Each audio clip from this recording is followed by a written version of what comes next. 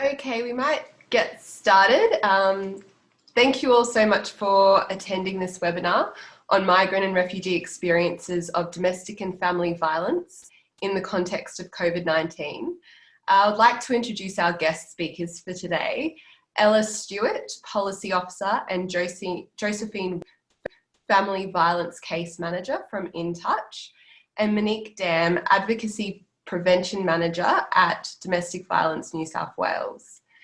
inTouch is a specialist family service with a proud 35-year history of working with women from migrant and refugee backgrounds, their families and their communities.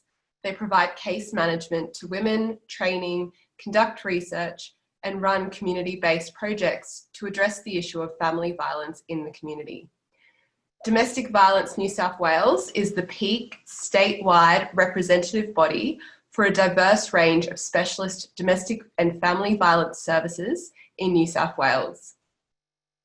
Operating from a feminist social justice perspective, they improve the spectrum of policy, legislative and program responses to domestic and family violence and endeavour to eliminate domestic and family violence through leadership and advocacy, partnerships and promotion of good practice.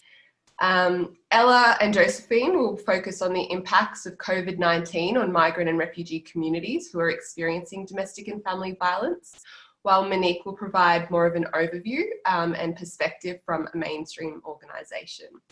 We will have an opportunity at the end for questions, but please send your questions through as soon as you have them through the question box, and then we can answer them at the end. I would now like to welcome Ela to start the presentation. Thanks, Ela. Hi, everyone. Thank you, Sam. It's very nice to be chatting to you all. So inTouch is an organisation based in Victoria. We specialise in working with migrant and refugee communities who've experienced family violence. Our service includes, we provide case management and support in language with our in-language, in-culture model, which means that we have case managers who speak multiple languages and we match them with clients that are referred to us. We also have an in-house community legal centre with a migration agent. We provide sector capacity building, which means we run training and seminars. In the last year and a half also, we've had a program called Motivation for Change, which is like a men's behaviour change program. It's again provided in language, in culture. So it's for men who've used family violence, and it includes group work and case management.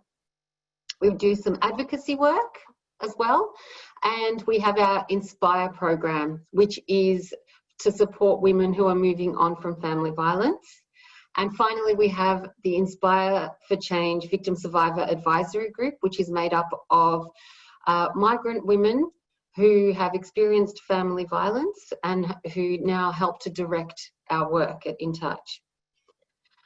So in my presentation today, together with Josephine, I'll be talking specifically about the type of work, who our clients are, what family violence means in the context of our work, and also, importantly, what's happened during COVID-19. As you know, there isn't exactly a national definition of family violence. We do, together with a range of our colleagues across the sector, we do call for a national definition, which we think would be really useful for a range of purposes. For example, in Victoria, dowry abuse is included in the definition of family violence. However, this isn't the case across the rest of the country. In terms of family violence in migrant refugee communities, I mean, even without the context of COVID-19, it is pretty much the standard issues that come up in generalist services and non-minority groups. But there are some additional barriers that migrant and refugee communities can face when they experience family violence, including their temporary visa status, which I'll talk more about a bit later. Migration status can be used as leverage. Social isolation and being away from family and friends for migrant and community women and children who are experiencing family violence. language barriers, lack of awareness of services that are available, so that's lower systems literacy, challenges engaging with police when there has been family violence, particularly if there are language barriers and interpreters aren't being used. Women can experience stigma within their own community if they are disclosing incidents of family violence, and also the pressure of extended family and family violence. So there's quite a few complex issues and barriers that our clients can face. When we look at the demographic of our clients at inTouch, just quickly, almost half of our clients are between the ages of 25 and 34, and around 30% of them arrived to Australia in the last 4 or 5 years. So most of them are recent arrivals. And I think the last time I checked the stats, around 70% had arrived in the last 10 years or so. Speaking of temporary visa holders, which I drew on earlier, we estimate that anywhere between 40 and 60%, sometimes more, of our clients are temporary visa holders. When we talk about temporary visa holders, this includes women who are on student visas or they're family members of people on student visas, so dependents on that visa class, working skilled migrant visas, spousal visas, tourist holiday visas, and bridging visas. These are women who've experienced family violence in Australia despite being on a temporary visa. Almost 40% of our clients have zero income at the time of presenting at our service. Now, these stats are pre-COVID, so this could have changed in the last few months. We're just going through our stats with that at the moment. And only 25% usually have income from paid work. So I've just presented you with information under normal circumstances at inTouch. Monique, did you want to add anything about the role of, I guess, DV New South Wales and the services that you provide at this point? Yeah, thank you. Thanks so much, Ella. Well, thank you so much, everyone, for joining us today. Before I begin, I would like to acknowledge and pay our respects to the traditional owners of the beautiful lands on which we're meeting today across Australia.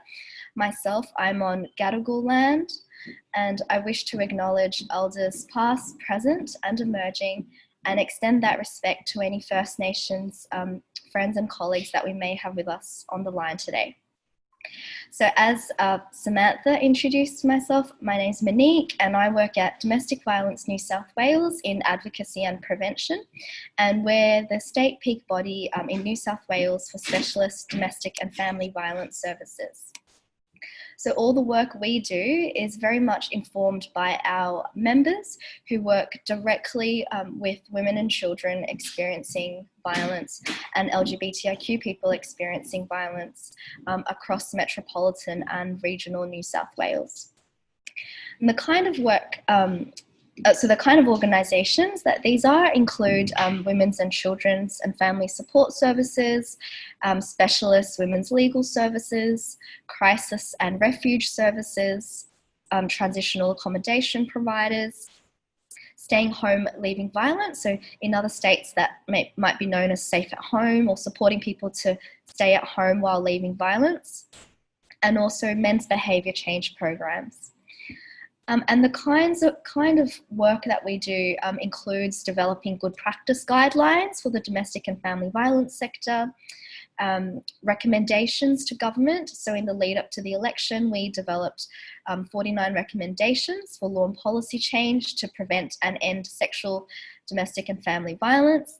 And also more recently, we've worked very, very closely with the New South Wales government around responding to domestic and family violence and sexual violence during the COVID-19 crisis and post-crisis. We've been developing emergency briefings for them and also continuing to meet with them. So that's the kind of work we do. And Ella has touched on this already, but in terms of what we consider to be domestic and family violence at DV New South Wales, so I'm not talking about what the legislation is, but what we see from what our members see is that domestic and family violence has many, many dimensions and can take many forms, and it can include psychological abuse, emotional abuse, financial abuse, where people aren't able to where people are, in terms of their access to finances, that's controlled by the perpetrator. Social abuse, where a person is controlled and prevented from freely seeing family and friends or reaching out to others in the community. Sexual abuse within domestic and family violence is also very prevalent. Reproductive abuse, where a person's access to contraception is controlled, or where a person might be forced to become pregnant or forced to have an abortion, for example, or prevented from having an abortion as well. Physical abuse is also a dimension of domestic and family violence, and also cultural abuse, and perhaps inTouch might touch on this more, but when a perpetrator prevents someone from practicing their cultural beliefs or forces them to practice cultural beliefs and practices that are not their own. Stalking is also an aspect of domestic and family violence and can be a high risk factor for homicide, particularly after separation. Neglect, which can be particularly relevant for people with disabilities. So if a perpetrator prevents a person's access to essentials and the support that they need. Systems abuse, where systems, as Ela has touched on, when the immigration system, for example, is used as a way to further control and perpetrate violence against a person, or even the court systems and the or family law systems, when those systems are used as a way to further create fear and intimidation and to harm a person experiencing violence. And then finally, animal abuse, where the research is still emerging on this, but the research that there is has indicated that animal abuse can be including animals being threatened or threatened with harm or harmed or actually killed, can also be a high risk factor for homicide when it's also coexisting with other forms of domestic and family violence. So Ela, did you want to go into talking about the impacts of the COVID-19 crisis now? Yeah, for sure. Thank you, Monique. And thanks for providing those extensive definitions too. And before I go on, I should have done this at the beginning as well. I'd like to acknowledge the Wurundjeri people of the Kulin Nation, who are the traditional custodians of the land on which I am currently, and pay my respect to the elders past and present, and to any Aboriginal and Torres Strait Islander communities that are here today. So COVID-19 really has, I guess, brought to the forefront a lot of the issues that our clients are experiencing. So it really exacerbated the barriers that our clients face. We've got an issues paper that's currently on our website, and I'm happy to share a link to that a bit later. And we produced some videos as well when we were in lockdown to talk about the impact of COVID-19 and the restrictions on our clients. Josephine and our case managers have been working tirelessly with our clients to help support them through this period, and it's been a very challenging time for everyone. First and foremost, I have to say the financial insecurity due to job and income loss has been huge. So a lot of our clients who were working, many of them in factories or childcare centres, in nail salons, beauty therapy, those sorts of trades, lost their jobs pretty quickly. And because of their visa status, many of them haven't been eligible for any Centrelink payments. And this has meant that our clients have been very reliant on philanthropic and community support. This goes hand in hand with the housing insecurity then that our clients have been facing. So I did a little bit of a, check-in with our case managers last week and the week before through some consultations, and I can say that the majority of our clients are either homeless or at risk of homelessness at the moment. And this is a huge issue for us. We've seen the weaponization of COVID-19, so that's what we're calling it. That's when the perpetrator is using COVID-19, the virus itself, or the restrictions to further isolate and control the woman. For example, you know, I've heard case managers tell me that their ex-partner or their partner is saying, I have the virus, I'll infect you, or I have the virus, you need to take care of me. A range of issues in that sense. We've also had a number of clients, this was particularly the beginning of the shutdown, where clients could no longer engage with our service because the perpetrator was at home all the time. They were home together. So it meant that there was no safe time to call. And our case managers really had to come up with creative ways to ensure that they can work with the client where possible and where safe. We've had clients, due to the nature of their systemic literacy and also being new arrivals, language barriers, understanding the restrictions. So, you know, the restrictions were changing constantly. And so for a lot of our clients, trying to keep up with those and understand those has been challenging for some of them. The changes to the legal processes, to intervention orders, etc., have also impacted our clients. Josephine was telling me about, you know, clients not being able to have a support person in court with them, such as, you know, one of our case managers could normally attend court with them, and at the moment that hasn't been possible in Victoria. Final intervention orders have been put on hold, and parenting orders were challenging for some of our clients as well. So issues were coming up where, you know, for example, if a mother didn't feel like the ex-partner or the father of the children was practicing social distancing, and she felt like, you know, leaving the children with him would put the children at risk, or where they would normally meet, you know, that area was now closed. So women had to navigate this new space. And finally, our Motivation for Change program, which is our men's behaviour change program, where we work with men from migrant and refugee communities who use violence, family violence. This program has been, I think we have something like a 90% completion rate usually. So the men that we work with usually really stick around for this program.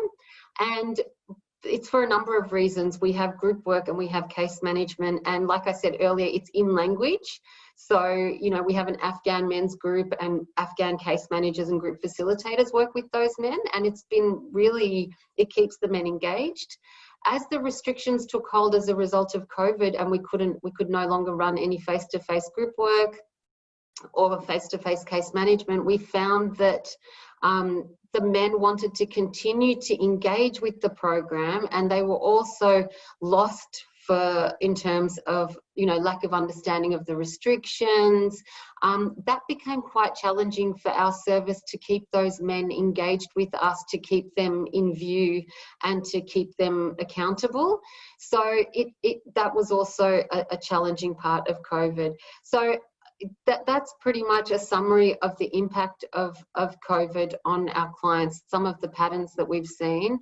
And yeah, a bit later I'll share the issues paper and the videos that we produced that go into a bit more detail about this.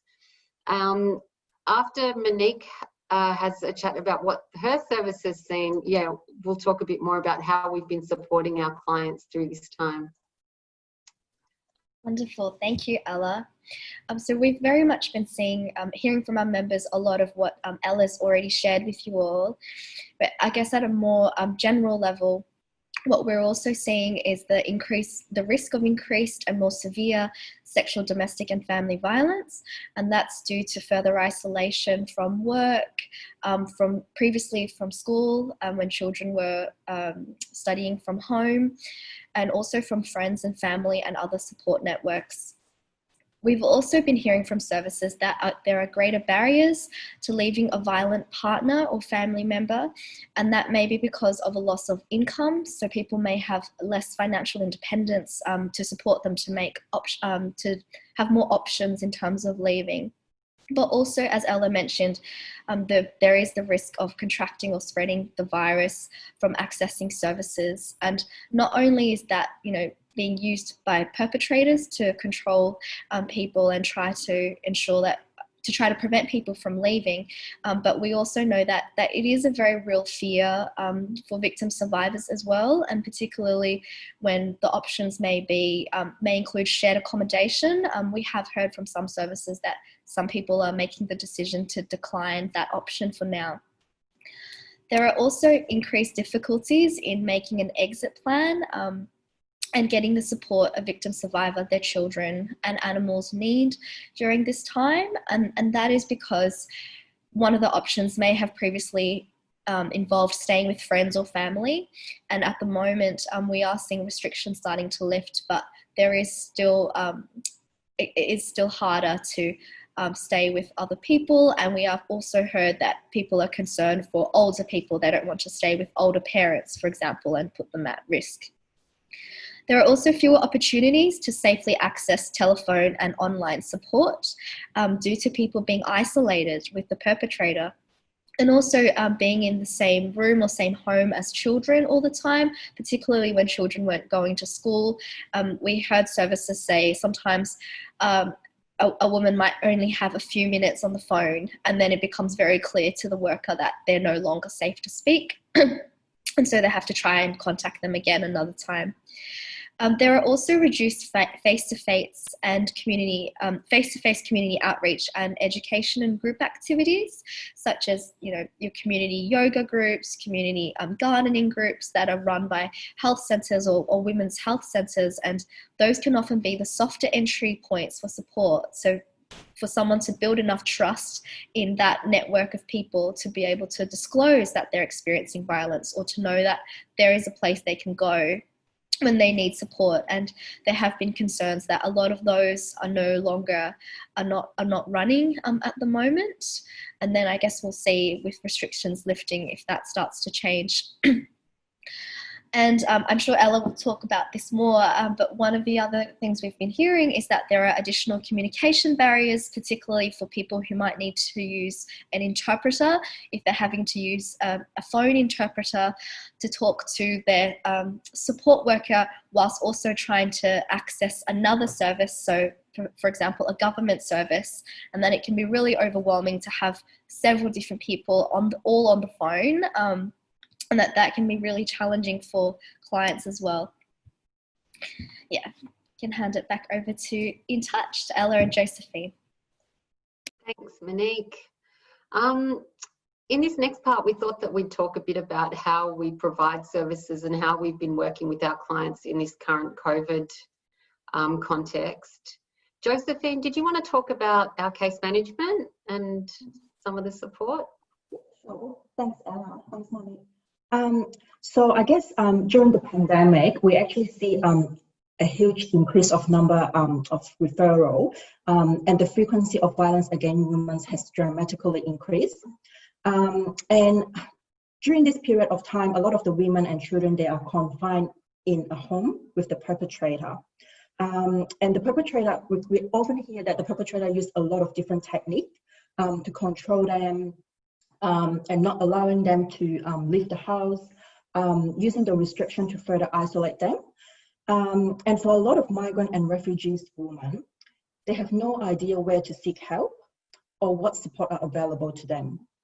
And especially for women on temporary visas, they don't have access to social services such as Centrelink, Medicare, and housing. It actually creates further isolation, and some of them might feel pressure to stay with the perpetrator. So I guess for inTouch Case Manager, we provide case management to support women, and the uniqueness of inTouch is we use in language in culture practice. So we work with women. We try to match case manager with women who are from the same background or speak the same languages, and I think it is a really good it is a really good way to build rapport, and it also focuses on strength-based approach as well. And there are a lot of reasons why women stay in a relationship. For example, there are community pressure, family pressure, stigma, as Ela mentioned before. I think it actually takes a lot of courage for women to leave a relationship. We know that statistically, it takes 7 to 10 times for women to leave a relationship. So as a community and practitioners, we are here to assist the victim survivor to navigate the system. We believe in them, support and provide resources, and to assist them every step of the way. We also challenge gender inequality, and when working with women from different cultural backgrounds, I think it's very important to educate them their rights in Australia, what family violence is, and also name the violence. We need to bring the perpetrator in view and make them accountable for their behavior. And during the case management process, I guess especially during COVID-19, we come across a lot of women without any financial support. And they are financial, it could be because they might be financial independent, they might be financial dependence on their partner, or it could be they lost their job during COVID-19. So we see a huge number of women without any financial support after they left the relationship. We have this, we are lucky enough to have flexible support packages, which are designed to provide a holistic and individualized response to victim survivor experiencing family violence by assisting them to access support, move out of the crisis, and improve their safety, well-being, and independence into recovery. So flexible support package fund, it could be, for example, it can be things like getting the lock changed so that the woman can stay at the property as safe as possible, and it can also be used on counseling support, medication, and also can be used on establishing long-term housing or medium-term housing. We could put it towards rent or bond, purchasing white goods and furniture. The funds can also be used on educational purpose and food vouchers, material aid, and also community activities as well. So I guess during this, especially during COVID-19, we are working closely with the woman, and we are able to provide a lot of financial support to assist them during this very challenging time. Yes, Thanks, Josephine. On that point about the flexible support packages, we did one analysis during, I think it was one of the weeks in April, when the restrictions had really hit and we could see the impact on our clients, and something like 90% of applications for flexible support packages in 1 week were for our clients on temporary visas, and they were pretty much for food vouchers. So for those who don't know, flexible support packages a Victorian state government initiative, and they were rolled out after the Royal Commission. And what they do is that certain organisations are given pretty much a pool of money from the government to dispense to women in need. So it's to help women and families, women and children move on, victim survivors move on from family violence in the way that Josephine was just explaining. So alongside that financial support, we were also able to continue our legal services, even though it was slightly disjointed and different. So there was a lot of telephone legal advice and Zoom advice, and I think working with the courts as well remotely. Same with our migration agent, who provides a lot of services to recently arrived or women on spousal visas. We also ended up starting this amazing project with a cafe, which is a social enterprise, where during the height of the shutdowns, a cafe called Kinfolk was putting together these amazing food packages, and our staff have been delivering those every week to our clients, the ones that are most in need. So it's pretty much food, fresh food, and grains and all sorts of things for that's really been supporting these clients who, you know, have no income or are facing serious financial insecurity. We've been advocating very strongly as well, particularly for our clients on temporary visas. I've been working with people like Monique and other agencies across Australia in trying to get our voices heard about this to the government. So whilst a lot of initiatives have been rolled out for the community to help mitigate some of the impact of COVID-19, there has been a gap in terms of the response to international students, people on spousal visas, asylum seekers, and other people on temporary visas. And we've continued to run sector capacity building and education as well to the community. So it's been a really challenging time for everyone across Australia, in particular for our clients, and we've tried really hard to work to continue to meet their needs. Monique, did you want to? Yes, thank you, Ella. Thank you, Josephine. So just on what Ella and Josephine have already talked about in terms of people on temporary visas experiencing violence, we definitely are seeing in New South Wales and through our partnerships with organisations across Australia, we're definitely hearing that this is one of the groups that is at higher risk and face, you know, significant barriers to accessing the supports they need to be safe. You know, it's always the case, and now particularly with the impacts of the COVID-19 crisis, that has really amplified their vulnerabilities and the risks to their safety. And that's because it varies, you know, it can vary slightly from state to state. It is really positive that in Victoria, people on temporary visas can access the flexible support package. That's not necessarily available in other states. And for people on temporary visas, they face a lot of barriers to accessing income, as well as healthcare, including public healthcare, because some of them may be ineligible for Medicare. And there are also a lot of barriers to accessing housing. So we actually ran a survey in May in New South Wales with service providers to understand what are the impacts of COVID-19 on people on temporary visas. And in response to that survey, we heard from services that 45% of services, of people who responded to the survey, had noticed an increased sexual, domestic or family violence.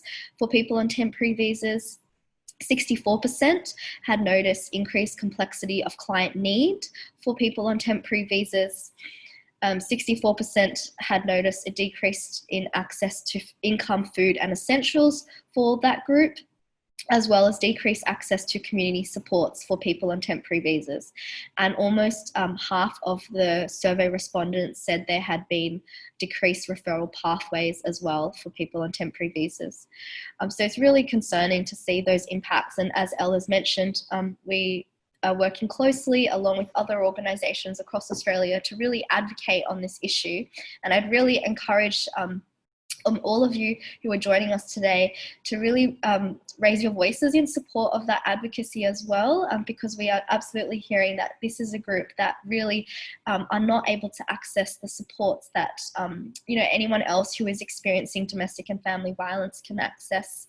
We are part of this group called the National Advocacy Group on Women on Temporary Visas Experiencing Violence.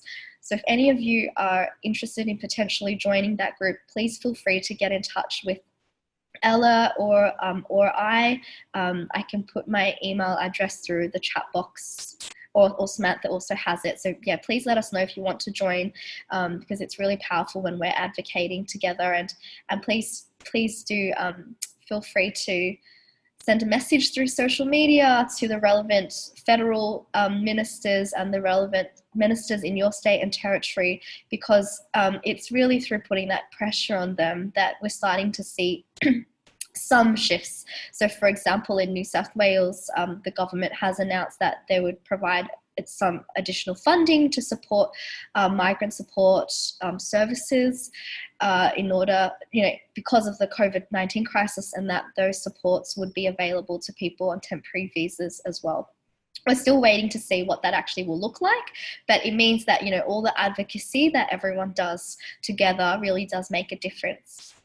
I did want to highlight quickly a few other groups that we are seeing in terms of culturally and linguistically diverse groups that we're seeing that are also at higher risk of domestic and family violence during and post the COVID-19 crisis. And that includes older people, because the higher risk of more serious consequences from contracting COVID-19 can also be used as a tool of power and control. We're also concerned for people with disability because there are reduced access to disability supports. We were hearing initially that there were fewer visits in people's homes from disability support workers, and so less visibility if a person is experiencing violence, and less visibility of the perpetrator as well. Children and young people, including young LGBTIQ people who previously were not attending school and maybe less connected to friends and family members, with, less activities outside school happening as well. So also really trying to make sure that the community is there to provide support if there are young LGBTIQ COLD people who are experiencing violence in their families. I can pass it back to inTouch. That was it for our formal presentation. Unless, Josephine, was there anything else you wanted to add at this point, or should we take questions, or what do you think? There's one more thing I want to add. I guess we also see a very strong pattern of a lot of women feeling that their partner is always around during this restriction period, and it is really hard for them to reach out. And some of the women has reported that they feel really uncomfortable to call the police because of cultural reason, and also they are not aware of what services are available. So I think as case manager, we have to be very creative as in when to call the woman, and also to educate them, to let them know what services are out there and what support they can get. Yeah. Thanks. Excellent. Well, thank you all so much. We'll now move on to questions. So please send them through the Q&A box. I've got a few that have already been sent through. One question that I think might be helpful across is, so, there's a lot of non-specialised providers here, so people who are providing settlement support or other organisations. What are some practical steps that they should take if they suspect that someone is experiencing domestic and family violence as restrictions are starting to be lifted, and where should they refer to? Because I'm also mindful that we have a lot of people from across the country. What are the different referral pathways that they should take? Josephine, that's yours. Thanks, Ella. So I guess it's very important to when they make contact with the services, it's really important to assess their risk level, and if where they are staying is at risk, unsafe, it's important to contact Safe Steps. Safe Steps is the statewide service in Victoria.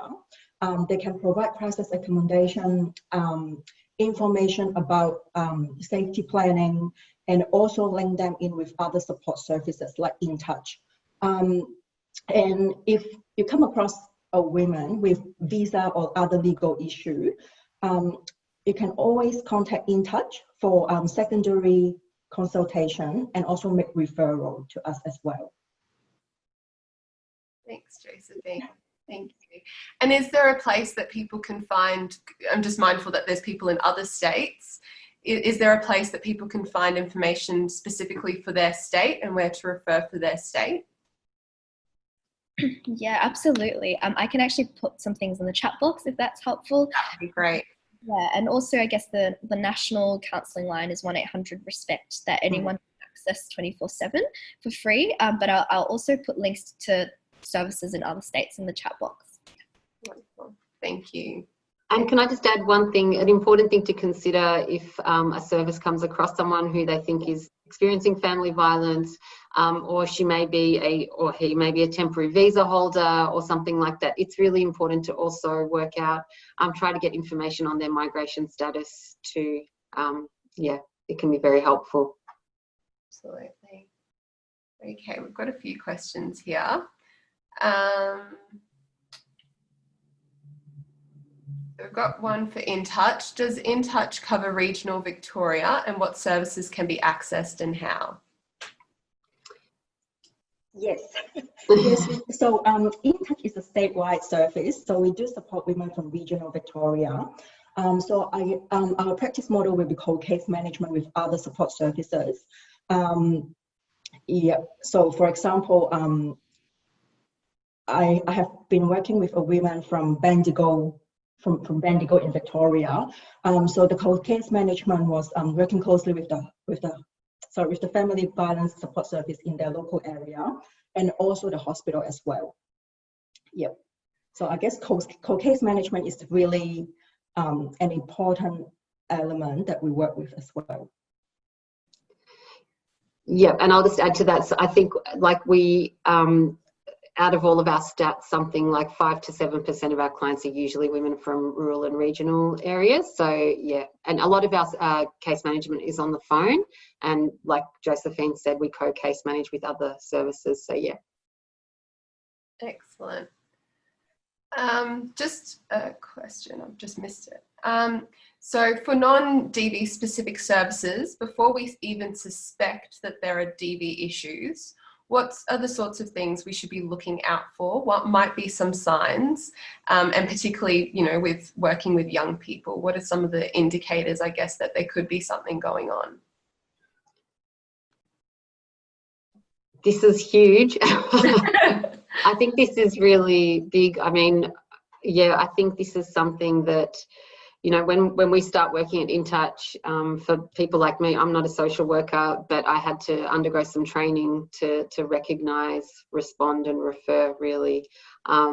There's a lot of work to do in that space. I don't know, Josephine, Monique, what, yeah, you would add to that? I think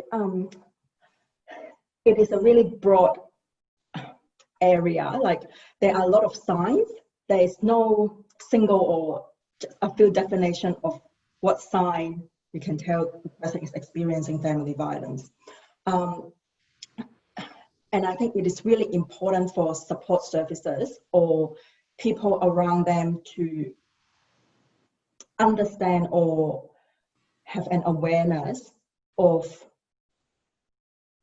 what family violence and what services are available. For example, sign could be bruises, or it could be separation, recent separation from a relationship, or people might disclose something like, I have no access to any money. And then you can start to explore, oh, what is going on?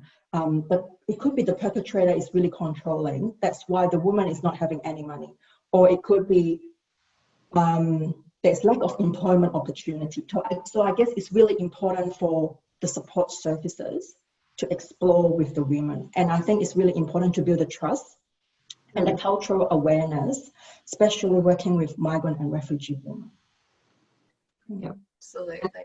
On that note too, sorry, Monique, you go. You go first. I was just going to say, I mean, even the way that some communities, in some cultures, some, you know, recent arrivals, the way that they talk about family violence can be quite different to how we normally talk about family violence. The views of safety and the feelings of safety can be communicated in a different way. But I'd also like to say that, you know, I think, yeah, it's important that you refer to and discuss this with specialist family violence services rather than, yeah, digging in. Yeah. Monique, sorry. Yeah, I think that's totally right, Ella. And I think for some of the community, they only recognize family violence as physical violence. So anything that is not physical, they don't actually take it as family a form of family violence. So as a service provider and case manager, our role is to educate them and make them understand what family violence is, doing safety planning with them, and also to inform their rights in Australia. Yeah, thank you. I just wanted to add that if a person is fearful and they're fearful for their safety, and that there is a range of behaviours that can constitute, a person using power and control over them, then that is one way to really start identifying, what are those specific behaviours that are is there a pattern going on of all the ways that a person is being controlled, and really just asking sensitively about what's happening, and listening openly, and also believing them without any judgment. That's really, really important. And then, as Josephine and Ela have said, supporting them to access services. And it's really important that, the power over their decisions kind of remains with the victim survivor, that they feel that they're given options, but they're the person who is in power of the situation and able to actually make their own decisions about what to do, because they are the expert of their own safety. They definitely know, there are so many things going on that they may be aware of that they may not feel comfortable sharing yet. So it's really important to listen and then support them to access the services they need. I did want to add really quickly that some of the high-risk periods for domestic and family violence include pregnancy. So when a person is pregnant, the research has shown that, that is often when the violence can become more severe, or the violence can commence at that, during that period of a person being pregnant.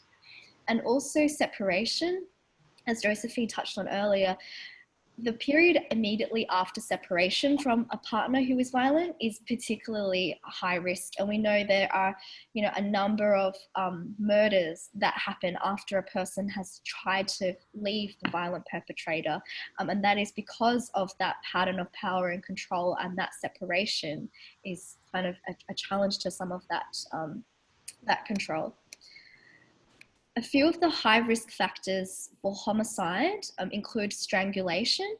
So if someone discloses to you that, someone has placed their hand around their neck, that is a real alarm bell, because we know that strangulation, the research has shown that can increase the risk of homicide and murder by up to 7 to 8 times. So it's really, really important that that person's supported to access the supports they need to be safe. Sexual violence in the context of domestic and family violence can also be a high risk factor for homicide, including if that's repeated sexual violence. Stalking as well, particularly after separation. Threats to kill a person and their children, and also all the animals as well, and also access to weapons. All of those factors combined can really put someone at very high risk of homicide and of being killed.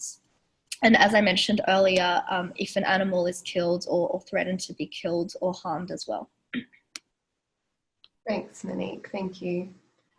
Next question is, where can I find some resources to share with my team about screening for DV risk, safety planning, etc.?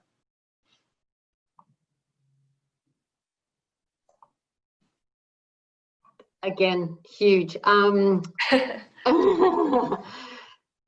Josephine, yeah. I can share a few links in the chat box. So there are a few websites that we can go to. Is DVV, White Ribbon. They got some information on there as well. 1-800-RESPECT. They have some information on the website around safety planning. And safe steps. And inTouch, we have information on definition of family violence and where to seek help as well. But I will post some link on the box. Excellent, thank you. Next question is, I know that a lot of family and domestic violence victims are females, but what about a male victim? What are the supports that can be in place or referral pathways for male victims?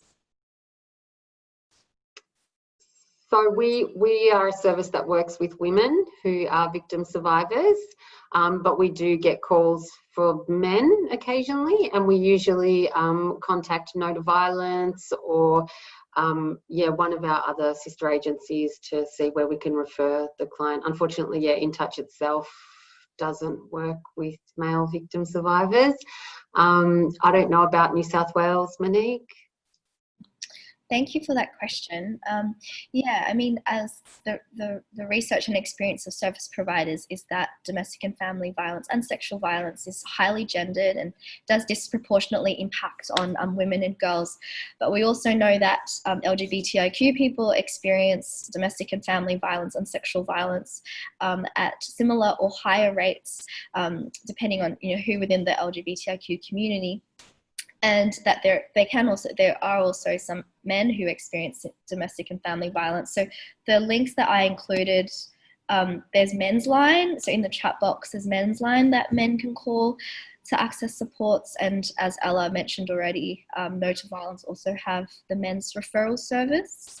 And it also depends on your state and territory, but there may be services that are to support victims of crime. So in New South Wales, there's Victims Services New South Wales, and I believe anyone can access those. So it differs from state to state, but in New South Wales, you can also access counselling through that. You can access payments, like support for immediate needs. So it's really good to have a look at your state-based, either your state-based domestic violence service website and to see what information they have there, or also the state or territory government website should also have a page on where people can access support. Excellent, thank you. Next question is, have you had much experience with behavioural change programs online, and what have been their success rates?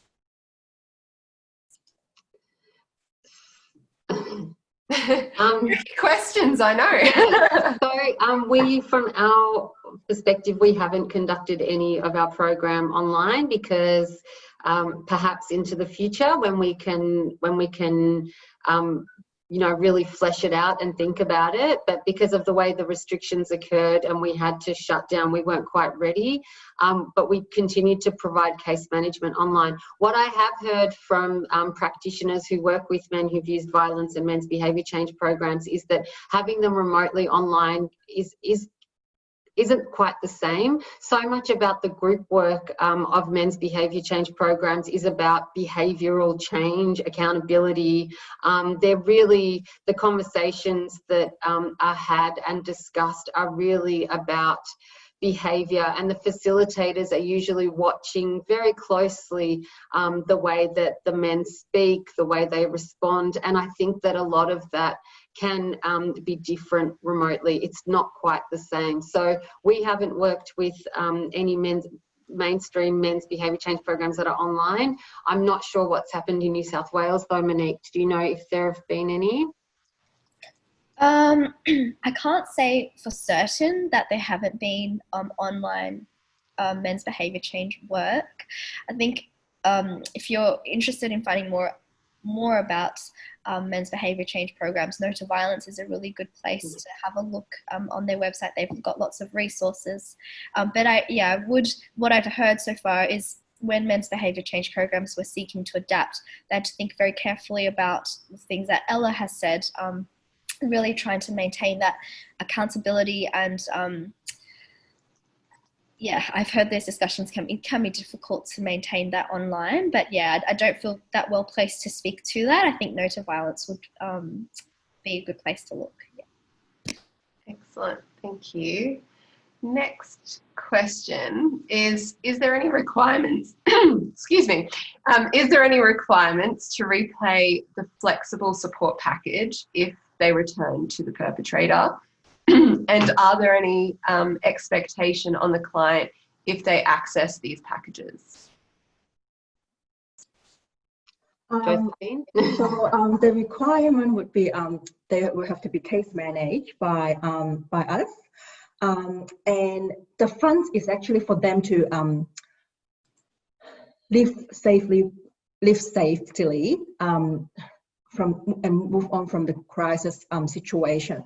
So if they are to return to the relationship, we might not be able to help, but the funding can help a woman for them, like to help them to leave the relationship. I hope that makes sense. Yep. So you don't have to pay it back ever, even if the woman does return. Yeah. No. But it's part of. But if they do return and if they need further financial support, we might not be able to put in another application for them if they do return, and we might have to explore other funding option. Excellent. Next question is, how has inTouch, this is a question just for inTouch, how has inTouch been coping with the demand over the period? What are the waiting periods for new cases? So I will answer these questions. The demand has increased a lot during this period of time, and the intake team and the case management team has been working very hard to manage the referral, the intake numbers. So the wait time is, we try to maintain it a week or up to 2 weeks maximum. But once the case is allocated to us, we will get in touch with the women within a week. And I should mention that inTouch is not a crisis response service. So it is very important to link the client in with crisis support as well. For example, Safe Steps in Victoria. And of course, contact the police if they are in immediate danger. Absolutely. Thanks, Josephine. Next question, regarding lack of employment opportunity, what are the barriers to women getting into available employment when experiencing domestic and family violence? So I guess, are there barriers to women who are experiencing domestic and family violence in gaining employment and work?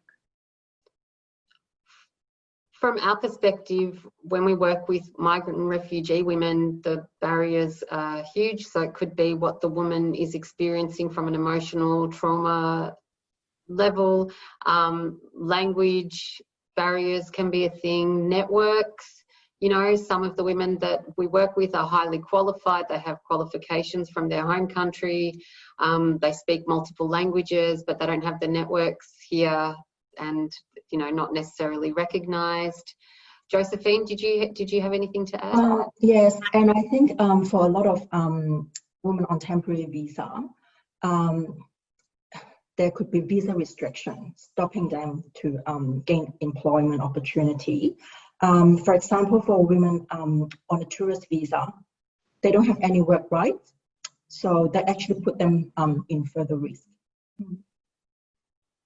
Monique, did you want to add anything? Yeah, I think a barrier for anyone experiencing domestic and family violence, or who's experienced domestic and family violence, is also that they're going through trauma as well. And what we hear is, you know, if a person's experiencing trauma, you know, support is needed to support them to do everything that, you know, the supports around them need to be supporting them to heal and to really process that trauma. And that might mean that it's more difficult to find a job at that time, or it might not be the most, the most important, like the most appropriate thing for them to be doing at that particular time to heal. And for other people, it may be part of the journey to healing, having that financial independence, forming those new connections at work. But I think it really is just about, for that person, what is actually, you know, the option that will help them to be safe and to heal from the experience of domestic and family violence. And the trauma itself can be a barrier to employment. Thank you for that. How do we assist a client to remain safe when they do not want to leave a relationship? I have a feeling that this is quite a common experience that, you know, many settlement providers are faced with, and many other organisations are faced with. So I guess it's very important to go through safety planning with them, and let them know what support services are out there, provide those details, and encourage them to keep all those details in a safe place in case they have to use those numbers one day. And also, I guess, go through the process with them about getting an intervention order. It could be a limited intervention order. So for limited intervention order, it actually means that both parties can live under the same roof and the woman can still be protected. I guess it's really important for us to explain to the woman what their options, what options are out there,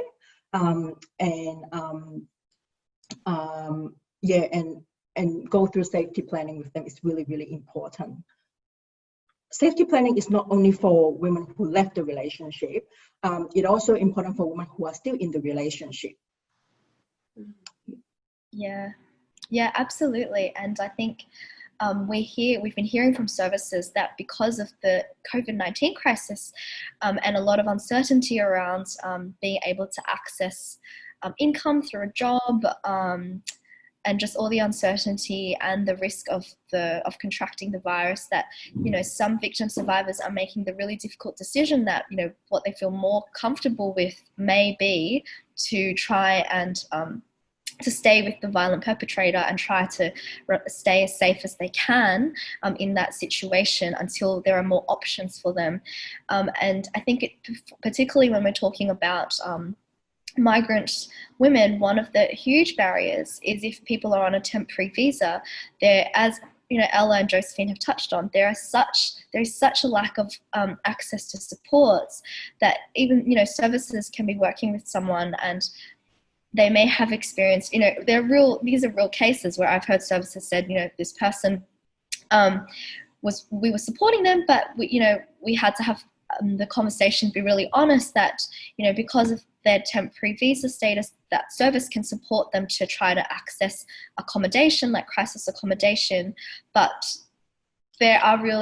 there is a real lack of uncertainty as to when they might be able to access, you know, their own housing, or when can they access income on a regular basis without having to rely on food vouchers. And if people have children, services sometimes, you know, have said that for that person, they felt that their best option was actually to stay with a violent perpetrator, and then that can actually lead to the violence then escalating when they return to, you know, include strangulation and include sexual assault. So it's really, and I think this is why it's so important that we work together to advocate for change, because it really is some of the, you know, government policies and systems that are putting women at risk of experiencing violence because those supports aren't there. So people do feel that they're, you know, can feel their only option is to stay with a violent perpetrator. Absolutely. Thank you. Thanks for that. Next question. What is an intervention order? Is it similar to a DVO? So intervention order, I think in New South Wales called differently. I can't remember what it calls, sorry. But intervention order is actually a legal process which can protect the victim survivor, which is called affected family member. And the perpetrator is referred to a respondent in an intervention order. So it is a court process. The victim survivor can apply an intervention order through the magistrate court. At inTouch, we do provide court support, and part of our case management is to support them through the court process, to put in an application, to attend the hearing with them, to provide emotional and cultural support. And the other way to obtain an intervention order is through the police. So, for instance, if a police attend a family violence incident, and after they did an assessment, they can apply for, they can issue a family safety notice and put in an application to the magistrate court. Yeah. So there are so many conditions in intervention order. It could be, for example, the respondent cannot go anywhere near the house or where the woman's work or where the children attend the school.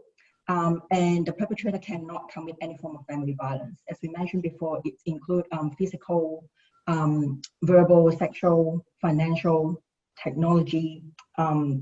Yeah.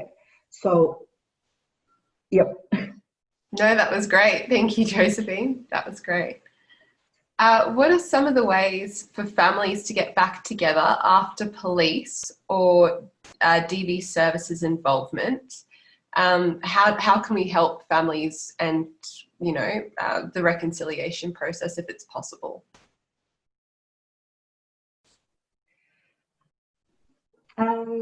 We would, so first of all, safety planning is really important again.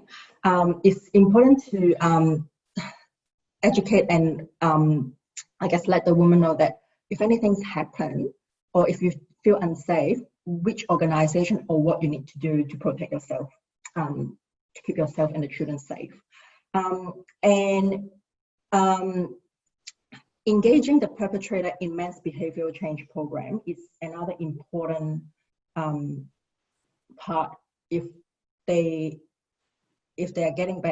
family is getting back together.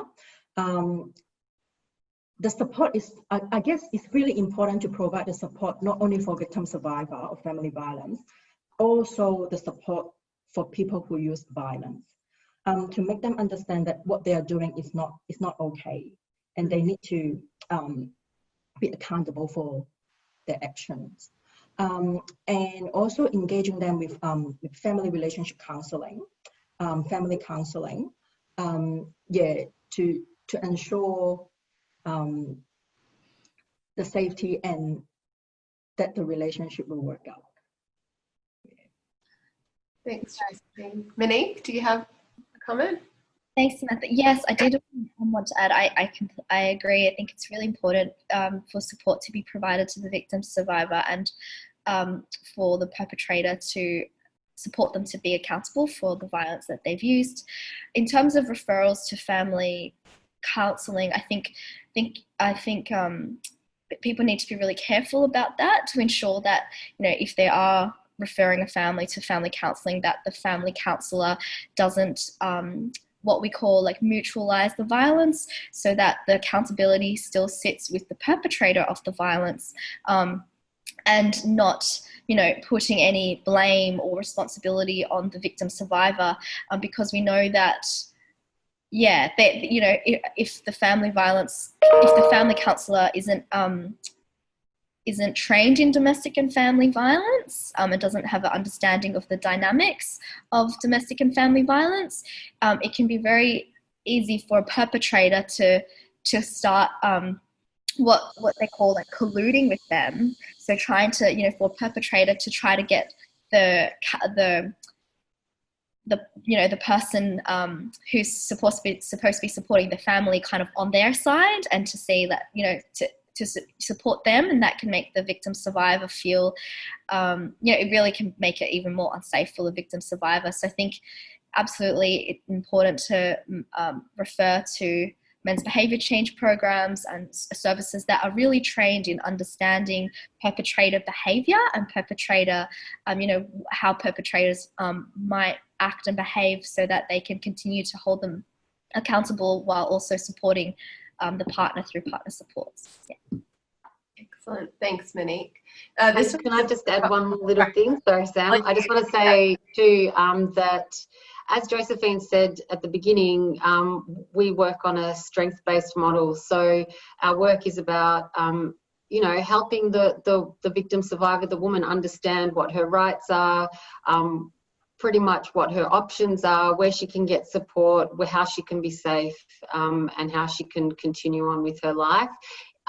A really important element of that, and that's why we use this in culture, in language model, is to, I guess, make to help the woman come to realise, I guess, to empower her, that because there can be a lot of pressure from, you know, cultural communities or her own ethnic community, and it's about navigating some of that as well. So whilst reconciliation with the partner might be an option, we have to make sure that it is what the victim survivor really wants, and of course supporting her through that by providing her with all the options to ensure her safety and her children's safety as well.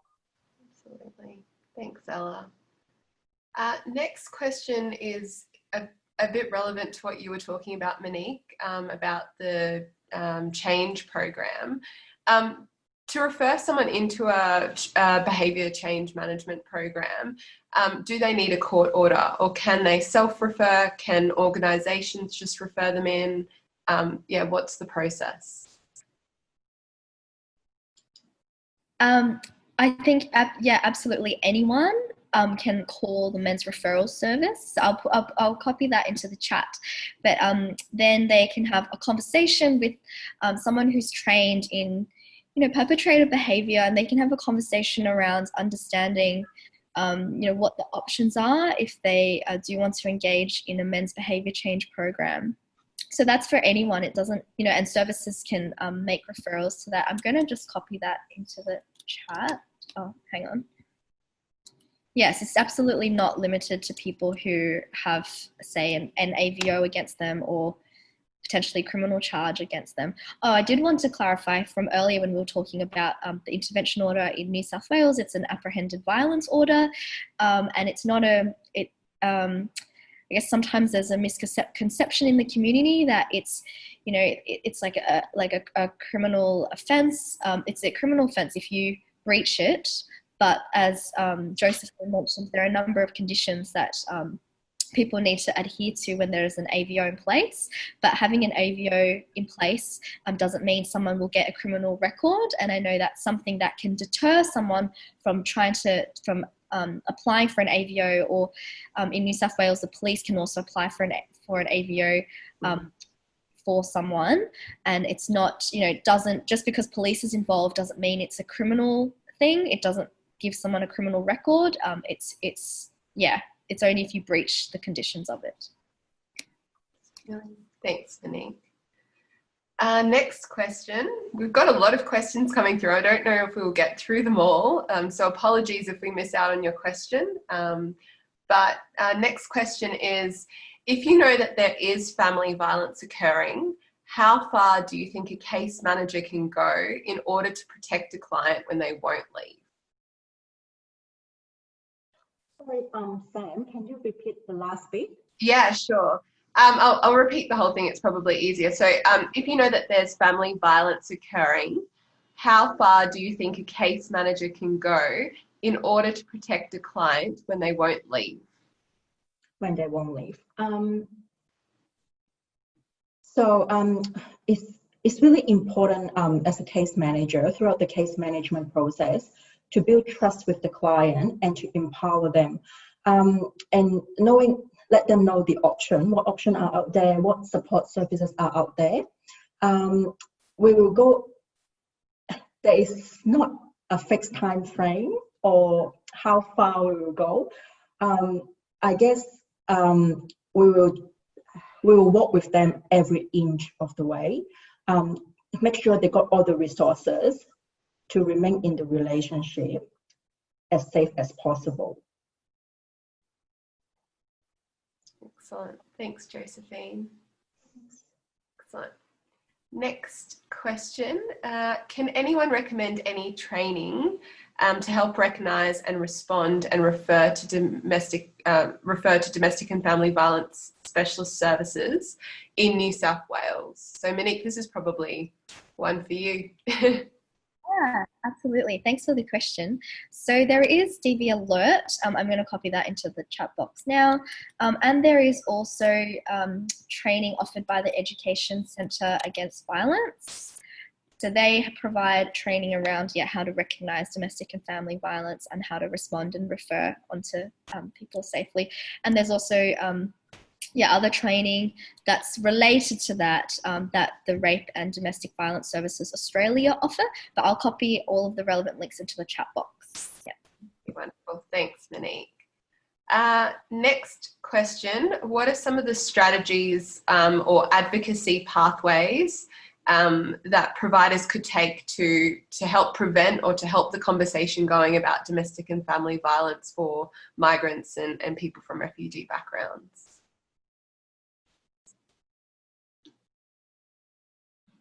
Tricky questions, I know. Yeah, look, to keep the conversation going, it's something that I think from our perspective at inTouch, it has to be community-led. We can't impose these things on communities, but we need to work with communities, together with them. That's why we find that our in-language, in-culture model is really important. We are currently working also with a range of religious and ethnic community councils around recognising and preventing family violence, trying to increase referral pathways to family violence support services for victim survivors as well. So yeah, look, we just have to keep talking about it. We have to stick to the research and what the statistics say. It's all pretty clear. There's so much information out there now. And in particular for migrant and refugee communities, there are specialist agencies across Australia that work with women who are victim survivors who are migrant and refugees. It's about consulting those organisations and listening, yeah. Excellent, thanks, Ella. Yeah. Oh. You've got something, Monique? Yeah? I was just going to say there are so many ways that you can contribute towards the advocacy for people on temporary visas and people who are immigrants and people who have migrated to Australia generally. And that includes, writing letters to the relevant ministers or writing to your local politician to let them know that, you're working in, letting them know about your organisation, the work that you're doing and why you're concerned about this issue and the supports that you think are needed for people who are experiencing domestic and family violence. And you could also get in contact with the peak body for domestic and family violence services in your state or territory. If you're based in New South Wales, please feel free to reach out to me. I'll put my email in the chat box. There are just so many ways to get involved. I think it's really powerful when politicians hear from people who are working directly with people experiencing violence, and if you're frustrated about the lack of support there is available for them, if you can explain to the politicians so they understand these are the challenges people are seeing in their day-to-day, that is really, really powerful. So I think, yeah, absolutely, make your voices heard, and it really does help. All of the voices coming together really does help to put pressure on governments to improve supports. Absolutely. Thanks, Monique. So we've touched on, the impact of culture, I guess, on domestic and family violence a bit. But we've got a specific question here about how do we work with community leaders and community groups to understand domestic and family violence and to try to, I guess, prevent domestic and family violence within their communities? This is something that takes time. It's something that takes trust and work. And after the Royal Commission in Victoria, the government really committed to working with community organisations, religious organisations, ethno-specific groups, in this exactly. And our organisation and a range of other organisations have been asked to carry out some of this work, and it's work in progress, because it's about, gender inequality occurs across all cultures, all religions, all societies across the globe. We know that fundamentally, that's the issue when it comes to family violence. That's where it all stems from to begin with. So it's really about having these conversations and working together to help communities, community leaders as well, to identify it and to, I guess, pull it away from culture. So you can still love your culture, love your religion, and not have to experience family violence. Excellent. That was a great answer. Thank you. Absolutely. I think we'll probably have time for just one more question. So the last question is, what is the difference, or is there a difference in the experience of domestic and family violence for older people compared with younger populations?